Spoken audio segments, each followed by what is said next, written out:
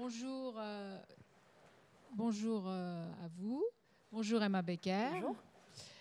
Alors, j'ai envie de vous demander, souvent quand on rencontre des écrivains, ils vous disent « j'ai eu envie d'écrire depuis toujours, depuis que je suis toute petite, etc. » Je doute cependant qu'à 10 ans, on ait le projet d'écrire des livres érotiques.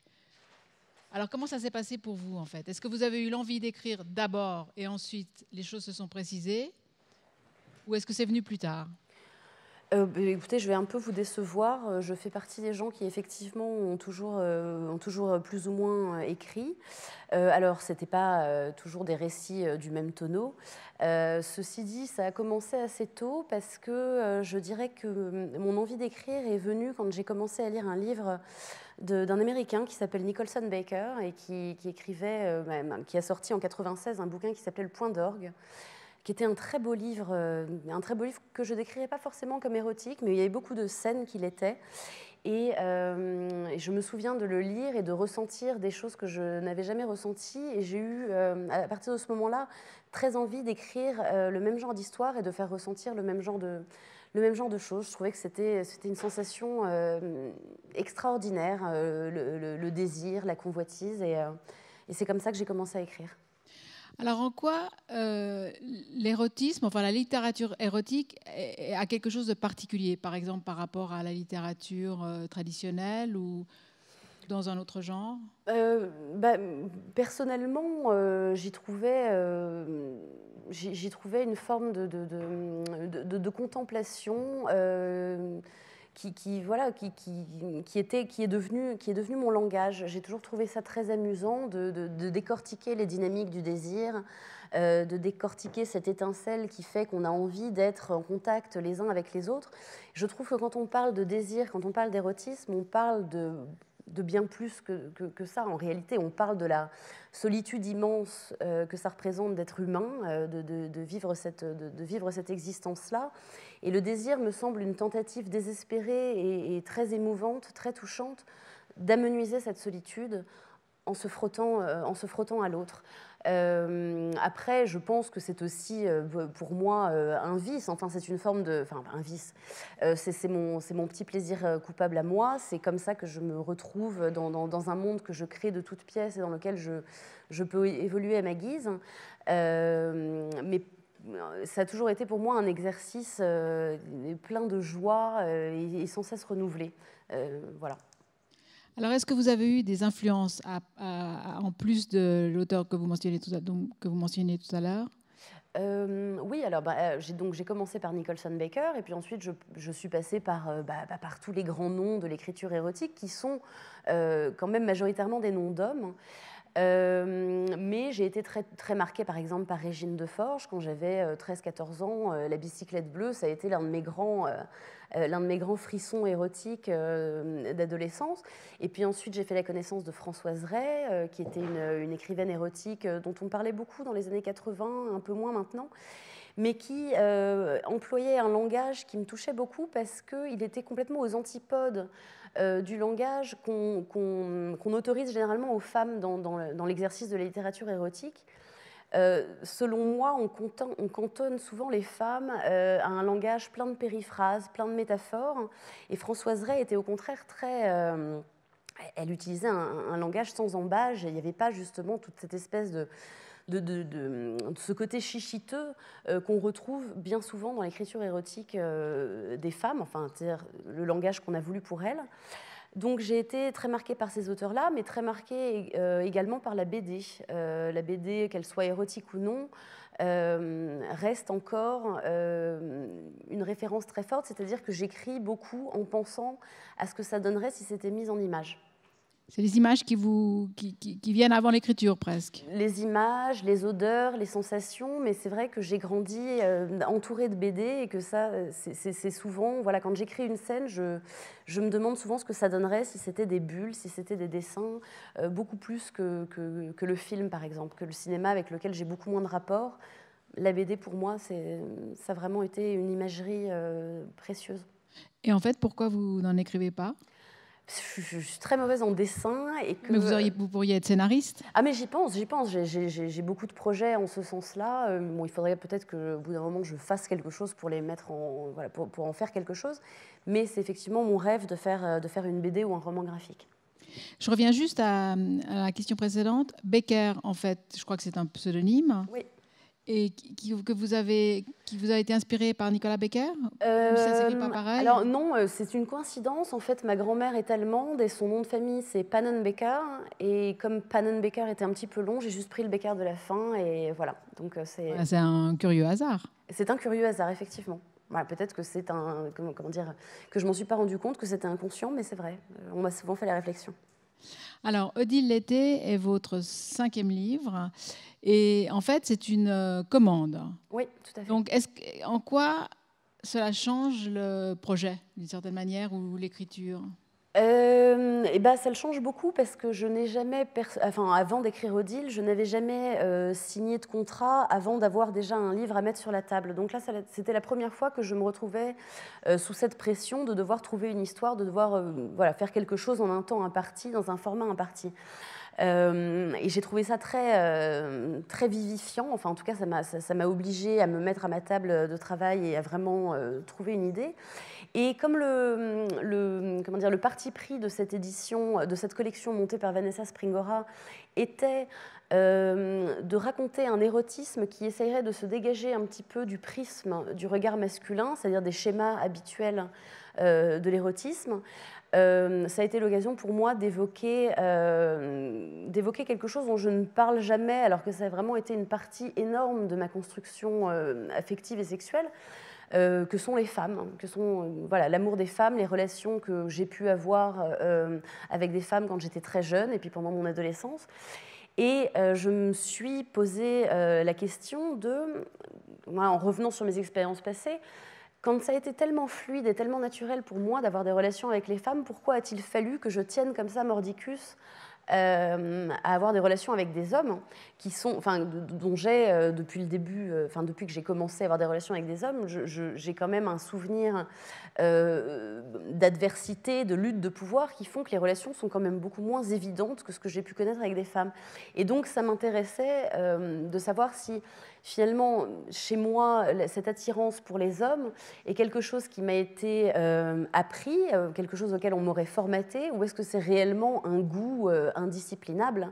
Qu'est-ce qui se cache derrière cet appétit que j'ai toujours eu pour le regard des hommes, l'intérêt des hommes pour moi? Alors, la collection s'appelle Fauteuse de troubles. Tout à fait. D'abord, qu'est-ce que ça veut dire exactement? Et est-ce que vous sentez une fauteuse de troubles? Alors, il faudrait poser la question à certaines collègues qui font comme moi de l'érotisme. Je ne pense pas qu'on écrive de l'érotisme pour être subversif, pour causer du désordre. Je pense, par contre, que très souvent, c'est ce à quoi on nous associe. C'est-à-dire qu'une femme qui évoque sa sexualité, les ressorts de sa sexualité, de son imaginaire sexuel, est considérée par essence comme subversive, comme essayant de déranger l'ordre établi. Comme souvent, en fait, la subversion se trouve dans le regard du spectateur et pas tellement dans ce que l'auteur a envie de dire. Moi, je pense que c'est très intéressant, ceci dit, d'avoir un peu misé sur cette idée de fauteuse de troubles. L'idée, comme je vous le disais, était justement de parler d'érotisme en essayant de ne pas constamment parler des hommes. C'est-à-dire, si on retire les hommes de l'équation, qu'est-ce que c'est l'érotisme féminin ? Mais je ne pense pas qu'il y ait une volonté de désordre là-dedans. Je pense au contraire que l'écriture érotique féministe, ou en tout cas féminine, a pour but d'apaiser les rapports entre les sexes et de ne rien prendre aux hommes, au contraire, mais de rendre aux femmes leur capacité d'agencement, leur capacité de réflexion sur ce qu'elles sont, pourquoi elles désirent ce qu'elles désirent, d'où est-ce que ça vient, qu'est-ce qui nous appartient dans notre désir à nous, parce que force est de constater que dans les multiples fantasmes féminins, bien souvent, on retrouve tout de même des fantasmes, des idées qui sont en porte-à-faux avec ce que le féminisme voudrait nous dicter. Alors, qu'est-ce qui nous appartient là-dedans? Donc, qu'est-ce que le fantasme féminin? Je trouvais que c'était une idée passionnante et voilà, j'ai essayé d'en faire quelque chose d'intéressant. Est-ce que vous seriez d'accord quand même de nous résumer votre livre? Parce que par ailleurs, il y a une intrigue quand même, enfin il y a une histoire en tout cas. Oui, il y a une histoire. En fait, la narratrice, qui n'a pas de nom, rêve d'une amie avec laquelle elle a partagé beaucoup de choses quand elles étaient petites filles et adolescentes et avec laquelle elles se sont perdues de vue depuis une dizaine d'années. Donc elle rêve de cette fille qui s'appelle Odile et elle décide, 10 ans après, d'aller la voir et puis finalement de reparler ensemble de ce qu'elles ont partagé. Et puis du moment où elles se sont éloignées, qu'est-ce qui s'est passé pour ces deux femmes qui vivaient des vies très différentes, loin l'une de l'autre, comment se sont construits leurs rapports aux hommes et où est-ce qu'elles en sont 10 ans après, que sont-elles devenues? C'était pour moi l'occasion justement de parler de cette enfance et de cette adolescence à être en contact sentimental et physique avec des femmes. Et de décortiquer un petit peu cette attraction aux hommes dont on voudrait qu'elle soit quelque chose de tout à fait normal, quelque chose de tout à fait banal, alors que selon moi, elle ne l'est pas. Les relations hommes-femmes sont tellement orageuses qu'on serait en droit de se demander qu'est-ce qui finalement, nous, femmes, nous attire vers les hommes quand...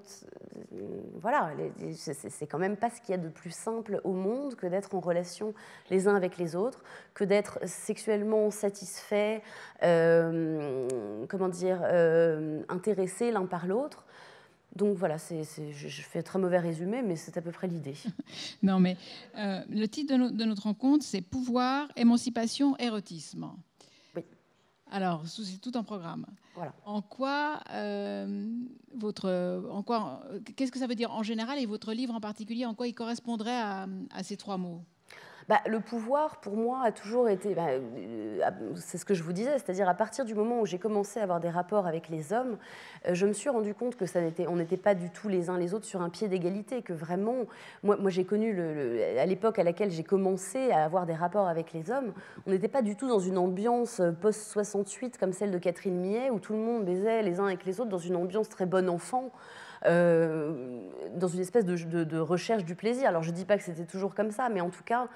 ça avait l'air d'être l'ambiance à l'époque. Moi, les rapports que j'ai connus avec les hommes étaient très liés à une question de qui a le pouvoir sur l'autre, qui gagne. Il y avait beaucoup d'adversité. Donc, la notion de pouvoir, pour moi, se trouvait là. La notion d'émancipation, pour moi, se trouve notamment dans ce processus de décortication, d'analyse de pourquoi nous sommes attirés les uns par les autres. Pour moi, l'attraction des hommes pour les femmes est sans mystère. Il suffit de regarder une femme pour comprendre pourquoi c'est passionnant et pourquoi on pourrait écrire tout ce qu'on a écrit dessus. C'était un véritable objet de vénération. L'inverse est plus... Et je ne parle même pas là de quelque chose d'esthétique. Pour moi, l'homme est esthétiquement plein d'intérêt. Mais d'un point de vue relationnel, d'un point de vue sexuel, d'un point de vue sentimental, il y a tellement de points d'achoppement qu'on se demande finalement si c'est un goût, si c'est pas un goût qui nous a été appris, nous, petites filles, au travers de toute une éducation depuis qu'on est minuscule, depuis dans les dessins animés qu'on nous fait regarder, dans la littérature qu'on nous donne, dans la manière dont on nous éduque par rapport aux hommes. Moi, j'ai des souvenirs de moi, petite fille, effectivement très intéressée par les garçons, par les hommes plus vieux qui étaient les amis de mon père, et cette tentation de bourdonner constamment autour d'eux. Pourquoi ? D'où vient cet intérêt précoce pour les hommes ? Est-ce que ça n'est pas finalement une forme de dressage auquel toutes les petites filles sont soumises et qui, de façon plus ou moins consciente, nous préparerait à devenir mères, à devenir des épouses, à être dans une certaine mesure soumises à l'homme. Donc, cette notion d'émancipation que j'essaye d'exploiter dans mon livre n'a pas pour vocation de contester ou d'annuler ou ou de me dresser contre ce goût que j'ai pour les hommes, qu'il soit naturel ou appris. En revanche, je pense que quand on aime quelque chose, en l'occurrence quand on aime les hommes, on ne peut que les aimer plus en essayant de comprendre pourquoi on les aime. Et c'est là tout le plaisir aussi un petit peu masturbatoire de la littérature érotique, c'est-à-dire c'est censé gratter cette même plaie. Alors on n'a pas besoin de comprendre pourquoi on aime quelque chose, mais le comprendre, c'est un autre genre d'amour et c'est un autre genre de, oui, je pense, de contemplation et de tendresse. Mais pour en revenir au pouvoir, je trouve qu'il y a beaucoup question de pouvoir dans votre livre, mais de pouvoir de la narratrice sur Odile. Et réciproquement. Et réciproquement. C'est-à-dire, en fait, le pouvoir passe par la jouissance ou par faire jouir l'autre. Enfin, est-ce que je me trompe ou... Oui. Et ça c'est une problématique qui m'est très personnelle, mais parce que je ne voudrais pas non plus avoir l'air de dire que les relations femme-femme sont très simples et que les relations homme-femme sont très compliquées. Je crois que, effectivement, il n'y a pas de règle et qu'en fait, avoir une relation entre femmes est aussi complexe, peut-être aussi tumultueuse, aussi orageuse qu'une relation entre les hommes et les femmes. Moi, j'écris ce que je connais. Alors, vous pensez bien que cette Odile n'a pas existé en tant que femme. C'est un composite de femmes avec lesquelles j'ai eu des relations. Et j'ai commencé à écrire cette histoire parce qu'en remontant comme ça dans mes souvenirs, je me disais, cette petite fille, en l'occurrence, à laquelle je pensais, ne m'a pas inspiré un espèce d'amour béat. Il y avait aussi dedans beaucoup certains moments de détestation, de sensation d'adversité, de sensation de domination l'une sur l'autre. Et il me semblait intéressant de constater que ces jeux auxquels on jouait quand on était petite fille étaient déjà des jeux de séduction hétérosexuelle, c'est-à-dire qu'on reproduisait finalement ce qu'on voyait dans les dessins animés, dans les films, sans même avoir connu l'une ou l'autre d'homme, sans avoir été amoureuse d'un petit garçon ou d'un homme ou quoi que ce soit. On reproduisait des schémas tout à fait binaires. Clichés même, quasiment. Des clichés, c'est-à-dire si elle jouait l'homme, moi je faisais la femme, alors c'était l'homme qui décidait, c'était l'homme qui suggérait, et la femme quelque part se laissait cueillir. C'était une reproduction de tous les Disney qu'on pouvait regarder, avec la princesse à l'anguille qui se laisse saisir. Et moi, je trouvais qu'il y avait quelque chose d'extrêmement piquant dans cette passivité et dans son agressivité à elle aussi. Donc, bien sûr qu'il y a des jeux de pouvoir, effectivement, et qui sont à certains moments beaucoup plus mystérieux que ceux auxquels les deux femmes se prêtent avec les hommes. Parce que je crois que ce que les femmes performent au quotidien avec les hommes est sans mystère. Enfin, c'est une partition qu'on connaît toutes. Et comment est-ce qu'on la connaît? C'est justement ça la question. Comment est-ce qu'on connaît si bien cette partition? Comment est-ce qu'on arrive si bien à incarner ce qu'on incarne auprès des hommes? C'est parce que ça nous est appris depuis qu'on est toute petite, depuis qu'on est même trop petite pour pouvoir le verbaliser, je crois. Alors, en fait, à vous lire, on a l'impression que l'homosexualité serait la pente naturelle, l'hétérosexualité est quelque chose d'un peu curieux, et dans le dernier chapitre, on a l'impression qu'on pourrait vraiment se passer totalement des hommes, qui sont totalement inutiles. Et bon, je schématise un peu, mais... La dernière phrase prouve que non. La dernière phrase prouve que c'est un sauvetage in extremis. Non, je pense... pour vivre dans le monde dans lequel on vit, je pense, et je crois pas être la seule, avoir constaté que la bisexualité féminine, voire l'homosexualité féminine, est très encouragée par les hommes. C'est pas quelque chose dont on cherche à nous faire avoir honte. C'est-à-dire que les femmes sont très encouragées à relationner entre elles. Pourquoi? Parce que les hommes trouvent ça joli. Parce que les hommes n'y voient aucune menace, pour la simple et bonne raison, et je pense, enfin, c'est une théorie, mais j'y tiens beaucoup, je pense que la différence essentielle est vraiment la présence ou non d'un sexe masculin. C'est-à-dire qu'on ne sent pas de menace entre deux femmes qui font l'amour, parce qu'il n'y a pas de bite, tout simplement. Je crois que donc, c'est pas une subversion pour moi de parler d'homosexualité féminine. Je crois que pour la masse dominante, il n'y a strictement aucune menace là-dedans. Faire semblant que les hommes sont inutiles, c'est se poser la question de qu'est-ce que nous, femmes, on devient si on retire les hommes de l'équation? Est-ce qu'on a la même tentation d'être constamment en représentation? Est-ce qu'on peut, juste entre femmes, être nous-mêmes? Je pense que le livre prouve que non, pas totalement, parce que les enjeux ne sont pas aussi simples que ça. Je n'ai jamais eu la tentation de dire que les hommes étaient inutiles. Je pense que d'un point de vue érotique, justement, peut-être cette adversité entre les hommes et les femmes voilà, représente quelque chose de stimulant, de piquant, de quelque chose qui nous fait nous poser des questions en permanence. Mais ce serait quand même intéressant de se poser la question de ce que serait la sexualité féminine s'il n'y avait pas cette urgence de plaire aux hommes, d'émoustiller les hommes. Alors, esclave comme je le suis de mon désir pour les hommes et du désir que les hommes ont pu avoir pour moi, ont peut-être encore, je n'ai pas une perspective très, très éloignée, mais à mon niveau, j'essaie de me poser cette question. Je ne suis pas du tout affranchie du désir des hommes. Et c'est pour ça que le livre que j'écris n'a pas la prétention d'être subversif ou de mettre le feu aux poudres. J'écris depuis ma perspective de femme qui a toujours grandi dans ce monde et qui se rend bien compte qu'elle est esclave du désir des hommes, du regard des hommes, et qui essaye de s'en dégager à son niveau. Alors, j'ai envie de vous demander quel est le rôle des mères dans tout ça. Parce que tout à l'heure, c'était intéressant, vous dites que déjà toute petite, bon, il y a les films de Walt Disney, il y a les clichés, les schémas, etc. Quel rôle jouent les mères dans cette prédisposition, disons Mais je crois que les mères jouent le rôle qu'ont joué leurs mères. Enfin, je veux dire, on reproduit ce qu'on nous a appris. Donc, je parle dans le livre à un moment... Alors, je ne dis pas que c'est ma mère, mais il est évident que c'est ma mère. Je me souviens très bien avoir eu vers 5-6 ans un crush sur un ami de mon père, donc il devait avoir 33-35 ans. Et je me souviens, il venait dîner un soir à la maison. Alors, j'avais mis ma petite chemise de nuit avec des broderies, j'avais mis une petite barrette. Et dès qu'il est entré, ma mère a dit « Ah, ben, elle savait que tu venais. Regarde, elle s'est fait toute jolie, c'est mignon. » Bien sûr que c'est mignon, bien sûr. Mais quand on regarde entre les lignes, qu'est-ce qui se passe en réalité? Est-ce que, métaphoriquement, ce ne serait pas la mère qui prépare sa petite fille à entrer en scène et à devenir une femme? Et qu'est-ce que ça fait, une femme? Une femme, c'est joli. Une femme, ça plaît aux hommes. Une femme, ça essaye de se prêter aux multiples fluctuations du désir de l'homme.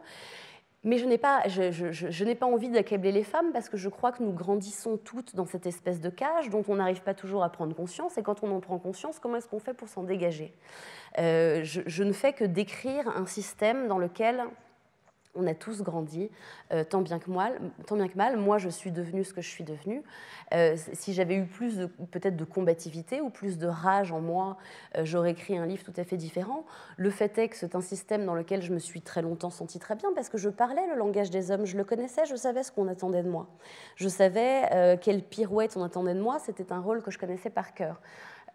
J'imagine qu'à un moment ou un autre de ma vie, ça va commencer à m'énerver et que peut-être j'aurai une volonté d'en parler un petit peu différemment. Je n'ai pas envie d'avoir une espèce de regard à la Bettelheim sur les femmes, sur les mères en disant qu'elles sont coupables. Je crois qu'elles reproduisent des schémas. Je crois que les mères nous prédisposent à devenir ce qu'elles sont elles-mêmes devenues. Mais comment expliquez-vous que ça ne change pas? Il y a tellement de choses qui ont changé et ça ne change pas. Parce que moi, j'ai eu 2 petits garçons. Et quand j'ai eu 2 petits garçons, je me suis rendu compte, et je ne suis pas fière de vous le dire, mais je me suis rendu compte que ça aurait été compliqué pour moi, beaucoup plus compliqué pour moi d'avoir des petites filles parce que je sais exactement ce qui se prépare pour elles. Je me rappelle très bien de comment on m'a éduquée, de toutes les micro-oppressions auxquelles les petites filles sont soumises. Alors j'ai une autre mission qui est d'élever des hommes qui sans doute seront moins toxiques, entre guillemets, pour les femmes. Mon but est d'en faire des hommes fonctionnels, évoluant en bonne intelligence avec leurs homologues féminins. Et j'ai oublié votre question. Non, mais vous avez plus ou moins répondu. C'est-à-dire, comment expliquer que ça ne change pas? Non, mais je pense avec les générations quand même qui évoluent dans plein de domaines, et il reste toujours ce petit reste Parce que je crois que ces choses-là mettent très très longtemps à changer. Mais regardez, en 10 ans, les progrès qu'on a faits en termes de prise de parole des femmes, en termes d'écoute, en termes de déconstruction, enfin les hommes, par rapport à il y a 10 ans, ont quand même beaucoup changé. Mais je pense que comme c'est quelque chose de structurel, ça va mettre des générations et des générations à bouger. Et je pense que déjà un point crucial, une différence essentielle, c'est de prendre conscience du monde dans lequel on grandit, où les femmes sont encore éduquées comme de futures, comment dire, pas des futures geishas, je grossis quand même un petit peu le trait, mais tout de même, et où les hommes sont élevés d'une manière tout à fait différente. Enfin, quand je parle avec des amis à moi qui, eux, ont eu des petites filles, ils sont toujours très prompts à me dire « Non, mais petites filles et petits garçons, vraiment, c'est pas la même chose. » Moi, je pense que ça n'est qu'une différence de traitement. Je ne crois pas qu'il y ait fondamentalement, dans le caractère d'un petit garçon et d'une petite fille, des traits spécifiques à leur genre. Je pense que c'est une connerie, je pense que c'est la façon dont on les regarde. Et ça va mettre un certain temps à bouger. Mais déjà, si on en prend conscience, c'est un pas vers des rapports hommes-femmes, je pense, complètement différents. Moi, je me souviens d'avoir eu une conversation avec Elisabeth Badinter, à qui on ne peut pas reprocher de ne pas être féministe, qui a eu des garçons et une fille, et qui expliquait qu'enfant, le garçon allait vers le camion, la fille allait vers la poupée. Et ce n'était pas pourtant faute d'avoir essayé d'inverser les rôles ou de les mélanger.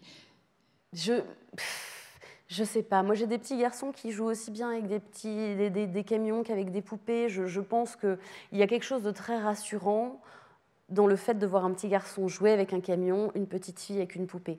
Et je ne reproche rien à personne. Évidemment qu'on a besoin d'être rassuré.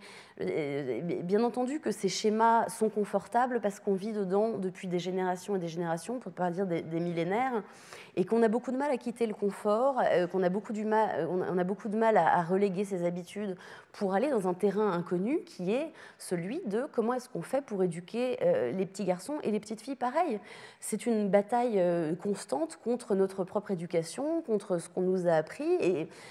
Mais je suis vraiment persuadée, j'ai une mère qui est psychologue en crèche et qui constate que bien souvent, ce n'est pas les petits garçons qui ne veulent pas jouer avec les poupées, c'est souvent les parents qui n'ont pas envie qu'on donne à leurs petits garçons des costumes de princesse ou qu'on leur mette une poupée entre les mains. Et là, franchement, je ne pense pas qu'il y ait besoin d'être une féministe radicale pour trouver que c'est complètement stupide de s'en tenir à ces schémas-là. Je pense que les garçons ont beaucoup à apprendre des jeux avec les poupées et que les petites filles ont beaucoup à apprendre avec des jeux avec les camions. Si déjà on arrive à changer des espèces de manichéisme dès la petite enfance, ça va faire une différence cruciale. Alors, à plusieurs reprises dans votre roman, dans votre livre, vous écrivez que, enfin, on a l'impression que le sexe est le seul moyen pour vous d'être présente à vous-même. Ça veut dire quoi exactement ? D'autant que je dis ça et en même temps je suis capable de dire exactement l'opposé 5 pages plus tard. C'est-à-dire que il faut voir aussi que j'écris ce livre après avoir écrit La Maison, où j'ai quand même passé 3 ans à travailler dans un bordel. Ça peut paraître anodin, enfin encore que, mais ça formate quand même beaucoup votre façon de voir le sexe, de voir les relations hommes-femmes. Moi, j'ai toujours eu un problème qui était que j'avais du mal à être présente pendant l'acte sexuel parce que j'étais toujours en retrait, toujours à essayer de savoir ce que je représentais, qu'est-ce que je renvoyais comme image à l'autre. Est-ce que c'était moi qui finalement sortais esthétiquement gagnante de cette rencontre ? Est-ce que lui avait passé un bon moment ? C'était ma préoccupation première.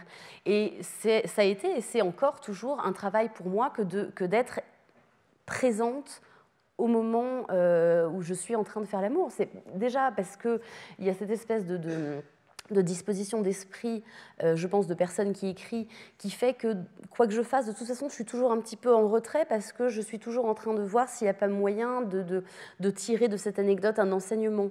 Donc, j'ai structurellement toujours une espèce de vigie dans laquelle je me tiens et qui fait que j'ai du mal à être présente. D'un point de vue sexuel, c'est très, ça a longtemps été très, très compliqué, et ce qui fait que j'ai longtemps évoqué une espèce de, pas de frigidité, mais presque, parce que j'étais dans la représentation de moi-même et pas du tout dans la dégustation, entre guillemets, de ce qui était en train de m'arriver. La littérature me permettait, des heures après l'action, de revivre ce que j'avais vécu pour essayer de retrouver les sensations que je n'avais pas ressenties sur le moment. Donc, mon écriture de la sexualité, c'est toujours une question de est-ce que je suis vraiment là? Et quand je suis vraiment là, qu'est-ce que j'ai à en dire finalement? Parce que quand on écrit, on ne ressent pas, ou alors on ressent un rebours.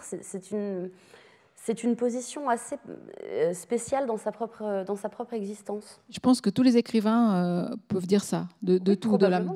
Ils se regardent vivre souvent Bien sûr. en imaginant le matériau qu'ils vont pouvoir en tirer. Mais quand finalement son fonds de commerce en tant qu'écrivain est sa propre sexualité et ses fluctuations, ça rend les choses encore plus compliquées parce que j'ai très peu de moments où je fais l'amour sans écrire.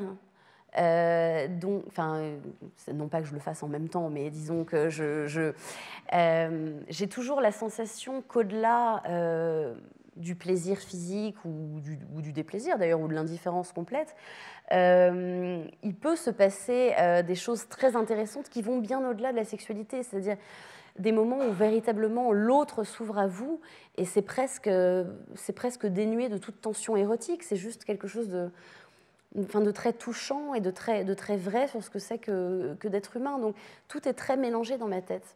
Et c'est pour ça que le livre que j'ai écrit là et qui va sortir à la rentrée, qui est une véritable histoire d'amour, il y a quelques scènes de sexe, mais qui sont écrites, je pense, de manière différente, parce que c'était des choses que je ressentais vraiment. Et c'est pour moi un miracle, enfin, en tant que femme et en tant qu'écrivain, de ressentir quelque chose de l'ordre du plaisir, enfin d'être reliée à mon corps, d'être vraiment là où je suis au moment où je le suis, pour moi c'est miraculeux. Et j'ai toujours relié ça avec ma propre condition de femme, c'est-à-dire que pour moi, être une femme et être un écrivain, c'est toujours avoir un peu le même recul sur sa propre existence, parce qu'en tant que femme, on nous pousse tellement à retenir nos émotions, à les sublimer pour en faire un sourire, pour être agréable aux autres, qu'il y a toujours cette espèce de prise de distance avec soi-même, qui pour moi est le propre de l'écrivain aussi. Et que dans votre dernier le livre qui paraîtra en septembre, c'est différent. C'est différent, c'est un livre qui a été écrit vraiment sur le moment, donc je n'ai pas exactement le même recul et je trouvais ça intéressant parce que justement je n'avais pas la capacité de m'éloigner de moi-même pour me dépouiller de tout un tas d'émotions spontanées que très souvent je trouve infantiles ou bêtes. Enfin, je n'ai vraiment, j'ai pas beaucoup de bienveillance pour moi-même, je pense, je crois, et c'est pour ça que j'ai toujours tendance à avoir à vouloir anéantir en moi les sursauts de joie que je trouve toujours un peu superfétatoires. Je me dis toujours, là tu te sens très heureuse, mais dans 6 mois tu trouveras ça complètement stupide et tu l'écriras différemment. Donc là, ça a été vraiment un livre écrit sur l'instant et du coup c'est très différent. Alors, pourquoi avez-vous fait le choix de l'autofiction ?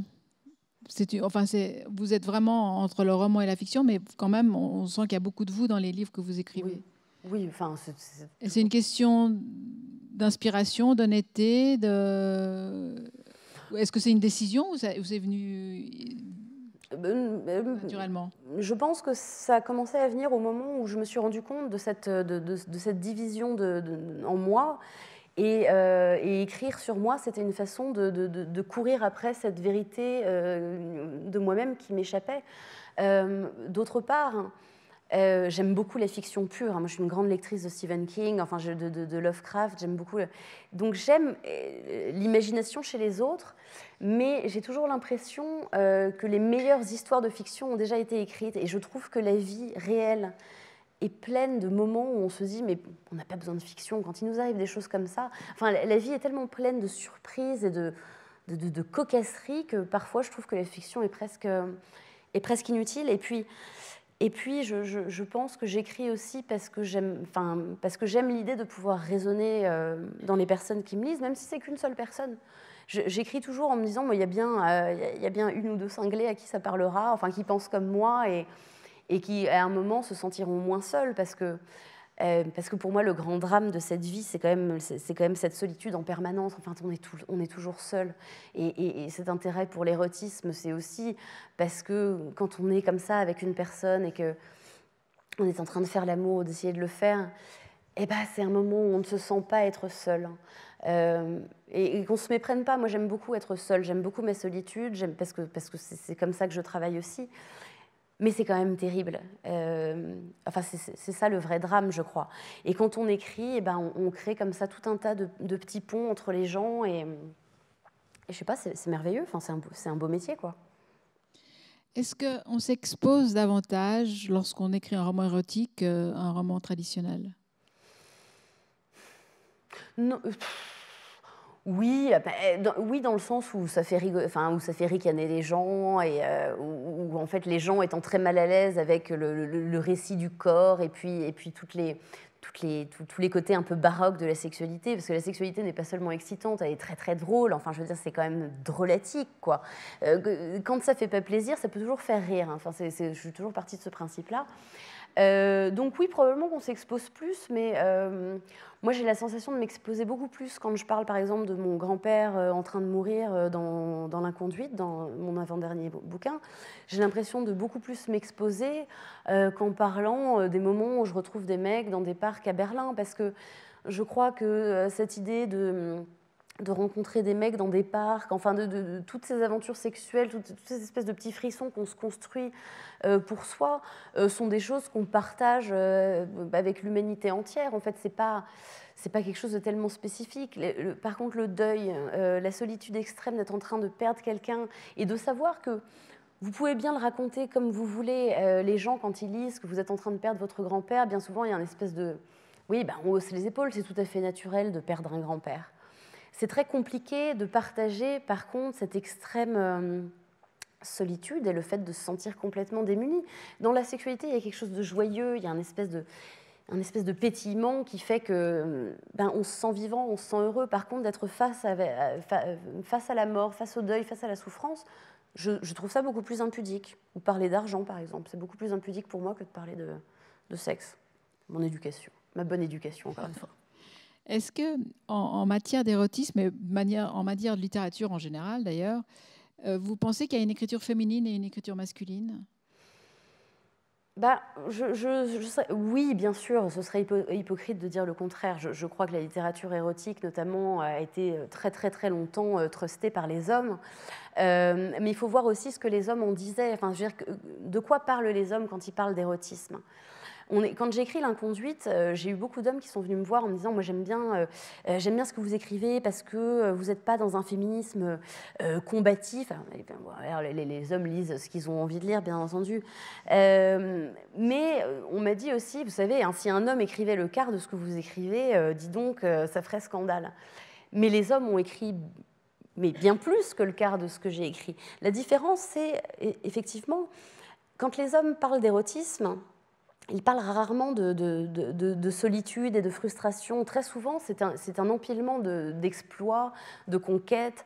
Moi, j'aimerais beaucoup lire de l'érotisme écrit par les hommes où ils parleraient de leur panne d'érection, où ils parleraient de leur éjaculation précoce, de leur incapacité à bander face à une fille qui pourtant leur plaît beaucoup.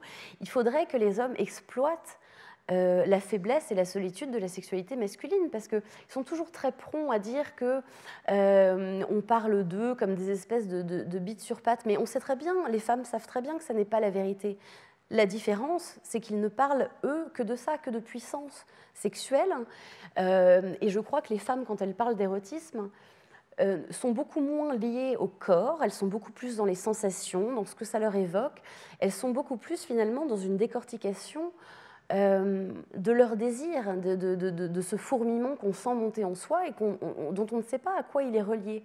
Il y a quelque chose de beaucoup plus impudique dans la littérature érotique des femmes, mais d'ailleurs, il suffit de voir comment les femmes parlent de sexe entre elles. C'est beaucoup plus riche en détails, c'est beaucoup plus graphique, c'est beaucoup plus obscène que ce que les hommes se transmettent entre eux.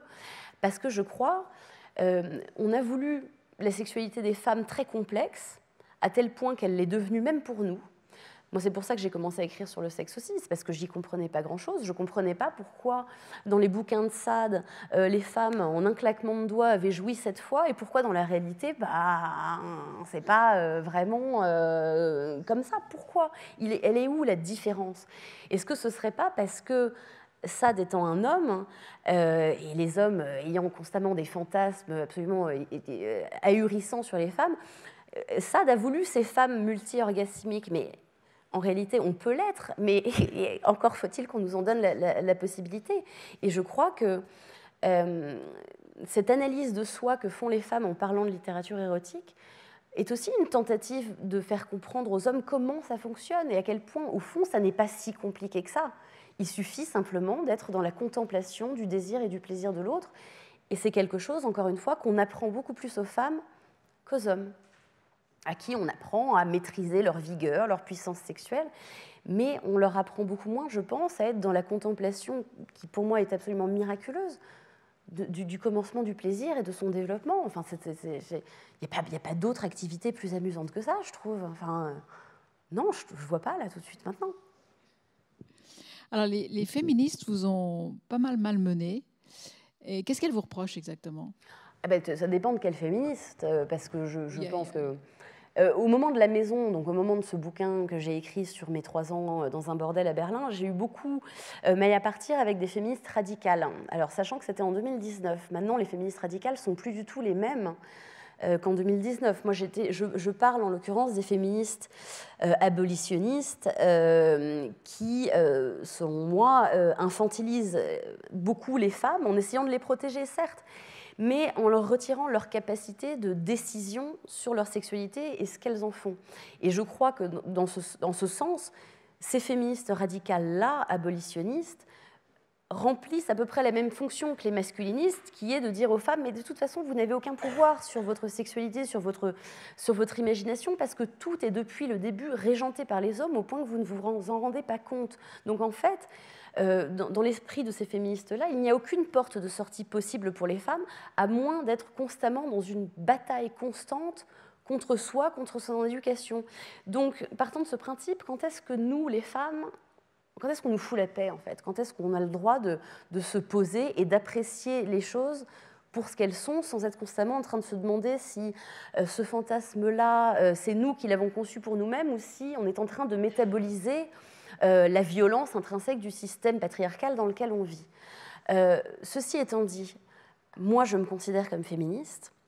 Je considère que je l'étais déjà avant de bosser dans un bordel, mais que le bordel a rendu mon féminisme beaucoup mieux assis en moi. Et ce qui a fait de moi une féministe, c'est aussi la maternité. C'est de devenir mère et de voir à quel point, encore aujourd'hui, la maternité est quelque chose qui retombe toujours sur les épaules des mêmes. Et comment, finalement, notre vie de femme a été conçue et pensée pour nous laisser à peine le temps de reprendre une goulée d'air et de s'apercevoir que notre vie est asservie, en fait, à tout un tas d'autres gens que nous-mêmes. Donc, je ne sais pas, il serait intéressant de voir maintenant ce que ces mêmes féministes qui m'attaquaient pour la maison auraient à dire, par exemple, de l'inconduite, où je parle beaucoup plus de maternité. Voilà, et je pense qu'on me reproche aussi de ne pas être aussi sanglante ou belliqueuse que je pourrais l'être avec les hommes. Je ne vais pas me battre contre ça. C'est vrai que j'aime beaucoup les hommes. J'aime être aimée par les hommes. Je ne ressens pas le besoin de m'en défendre parce que voilà, c'est une partie de mon existence. C'est que je n'ai pas envie de gaspiller ma belle jeunesse à me demander pourquoi et comment. Et voilà, je trouve que malheureusement, on peut pas, de toute façon, on ne peut pas tous les piquer, quoi. Autant vivre en bonne intelligence, les uns avec les autres, dans la mesure du possible.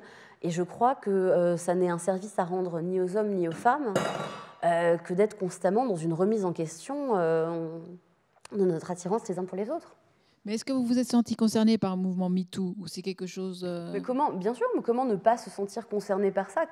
Quelle femme aurait quelque chose à redire contre le fait que, pour une fois, bon Dieu, on écoute ce qu'on a à dire, et non pas que sur les viols. C'est-à-dire, je pense que le problème est beaucoup plus profond que ça. Il ne s'agit pas que de dénoncer les moments où il y a eu un abus flagrant de notre consentement. Je pense que la vie d'une femme, depuis le berceau, est jalonnée de tout un tas d'abus de notre consentement, de tout un tas de moments où on se passe en fait de notre autorisation, où on est en permanence comme ça mise sur scène, poussé à la sexualisation.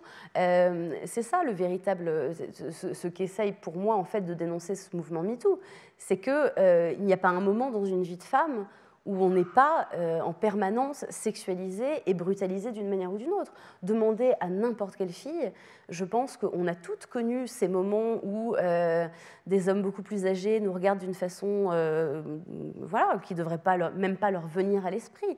Enfin, je parle dans Odile un moment d'un homme marié de 32 ans qui rencontre Odile et sa copine quand elles en ont 15. Je n'ai pas peur de vous dire que c'est une histoire qui m'est réellement arrivée et que quand j'en parle maintenant, je suis un peu choquée quand on me dit que, en réalité, si, majorité sexuelle, c'était tout à fait légal. Mais le problème, ce n'est pas la légalité, le problème, c'est la moralité. C'est qu'un homme de 32 ans, enfin j'en ai 35, il ne me viendrait pas à l'idée d'aller voir un petit garçon de 15 ans. Le véritable problème, c'est qu'il n'y a pas un moment où on n'est pas accessible pour les hommes. C'est-à-dire que même quand on est petite, ils voient déjà ce qu'on va devenir. Et qu'est-ce qu'on va devenir? On va devenir des femelles. Et je pense qu'il en va des hommes extérieurs à notre famille comme des hommes de notre famille. Je pense que les pères ont bien souvent avec leurs filles exactement le même rapport de possession, c'est-à-dire qu'ils savent très bien depuis le début que cette petite fille qu'ils font sauter sur leurs genoux va devenir une femme et que les femmes, elles appartiennent aux hommes. Donc elles appartiennent au père jusqu'au moment où elles appartiennent au reste des hommes. C'est ça le véritable problème. C'est pas... Et bien évidemment, ponctuellement, bien sûr, les viols et les abus et les violences, mais c'est toute cette éducation qui fait qu'on est constamment en train de se plier d'une manière ou d'une autre au désir des hommes. Alors, on va terminer là. Oui, c'est une bonne chute, une bonne conclusion. Pour vous laisser un tout petit peu de temps pour poser des questions, quelqu'un va passer avec un micro si vous avez des questions à poser à Emma.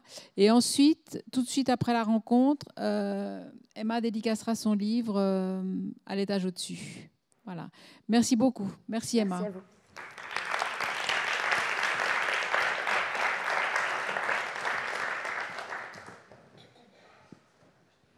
C'était remarquable, cette discussion. Vous proposez une écriture plus sensible pour les hommes qui parleraient de leur érotisme. Quels sont de votre position d'écrivaine ou auteur, les enjeux pour un homme qui tenterait l'aventure en écrivain? D'érotisme, vous voulez dire? C'est ça. Non, mais ce que je voulais dire, c'est qu'il ne s'agit pas pour les hommes qui veulent écrire de l'érotisme de faire acte de contrition et de ne parler que des moments où ils se sont sentis vulnérables ou faibles. Bien sûr que j'ai conscience que les hommes se trouvent bien souvent très démunis face à ce qu'ils perçoivent comme une grande complexité de la sexualité féminine. Je sens bien, enfin n'importe quelle femme sent bien que les hommes se sentent bien souvent tout petits face notamment à la capacité qu'ont les femmes d'être beaucoup plus résilientes sexuellement, de jouir plusieurs fois de suite. Mais bien sûr qu'il y a une terreur, je pense, des hommes pour la sexualité féminine. Ce que j'essaye de dire, c'est simplement que la littérature masculine érotique nous a bien souvent toutes et tous induits en erreur. C'est-à-dire que cette espèce de fantasme que se font les hommes de la multiplicité des orgasmes des femmes, par exemple, moi, très longtemps, m'a déconcertée. Je me disais, mais alors, soit je ne suis pas câblée pareil, soit il y a des femmes bien heureuses qu'on effleure et qui jouissent 7 fois de suite, soit tout ce que ces gens-là nous racontent n'est qu'une représentation, enfin n'est qu'un fantasme de ce qu'est la sexualité. Alors, bien sûr, on a le même problème avec la pornographie. L'idée n'est pas de représenter la sexualité dans sa vérité, mais c'est un grand guignol de la sexualité. Je crois simplement qu'il y aurait moyen pour les hommes de faire une littérature érotique qui laisserait beaucoup plus place au décalage, à l'attente, à la convoitise, qu'à la consommation effrénée. Je crois que la différence, justement, entre l'érotisme et la pornographie, c'est l'attente, c'est le fait que ça ne se passe pas tout de suite, c'est la suggestion. Et moi, je suis persuadée que la sexualité masculine est tout aussi complexe que la sexualité féminine, c'est-à-dire qu'il y a beaucoup de pas en avant et puis de pas en arrière. Mais d'évoquer la solitude des êtres en dépit de cette tentative effrénée de se frotter les uns aux autres et d'évacuer cette solitude, je crois que ce serait plus intéressant que d'être constamment dans une espèce de contemplation de sa propre érection, de sa propre performance, de sa propre virilité, en fait. Mais voilà, je ne donne après de leçons à personne. Moi, j'ai beaucoup appris de la littérature érotique masculine. Et j'en ai appris aussi un certain recul, c'est-à-dire que je sais maintenant que ça n'est pas la sexualité, c'est un théâtre de la sexualité. Je ne sais pas si j'ai répondu à votre question, probablement pas, mais... Si? Ah ben c'est gentil, merci.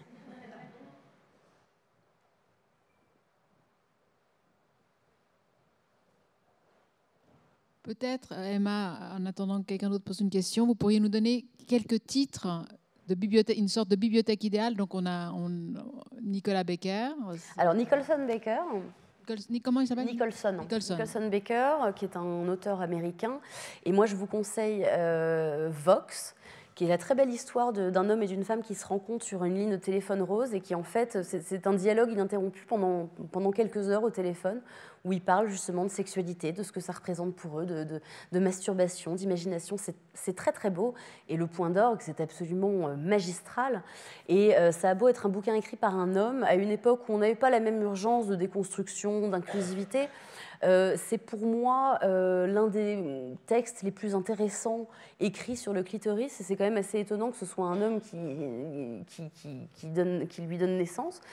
Tous les bouquins de Françoise Ray sont pour moi merveilleux en termes de spontanéité, de gourmandise. C'est vraiment une sexualité très solaire, hein, que j'oppose à...